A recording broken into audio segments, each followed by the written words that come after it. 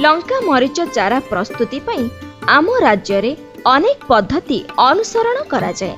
मात्र आधुनिक पद्धति रे चारा प्रस्तुत कले अधिक अमल मिलता है।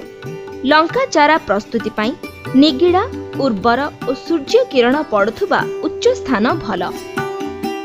1 मीटर ओसार 15 सेंटीमीटर उच्चता एवं सुविधा अनुଯାयी 5 ରୁ 7 मीटर लंबर तली पटाली प्रस्तुत करी माटी को गुंड कर दिया जाए।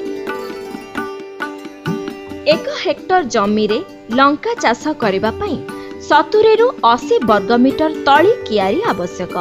बिहन बुणीबार 25 ରୁ 30 दिन पूर्वरु 1 वर्गमीटर विशिष्ट तली कियारी पई 4 ରୁ 5 किलोग्राम खत माटी रे मिसाई खरा खाइबा पई छाड़ी दिया जाए।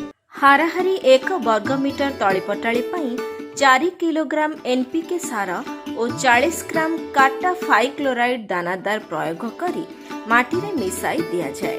तापरे 5 सेंटीमीटर व्यवधान रे सियार करी माटी रे विशोधित करा जाइथिबा मंजी को पतला करी बुणी दिया जाई थाए। ता उपरे हालुका माटी घोड़ाई दिया जाए। एहा उपरे नड़ा किंबा कदली पत्र ढांकी धीरे धीरे पानी सिंचा जाए।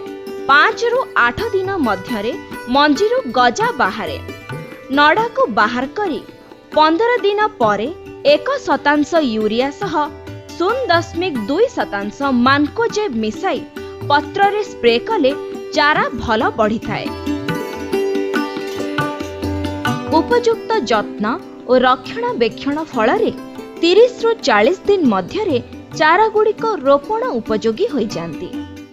सेगुड़िकर चेर को 1 लिटर पानी रे 1 ग्राम भिटाभाक्स और 1 ग्राम प्लांटोमाइसिन मिश्रित द्रवण रे 30 मिनिट बुड़ाई रोपण कले जमी रे प्राय मासे जाए रोगपोक लागंती नाही। पत्रमोचा हेबार देखादेले 4 मिलीलीटर निंब तेल बा 2 मिलीलीटर आसेटामिप्रिड को 1 लिटर पानी रे मिसाई स्प्रे करंतु।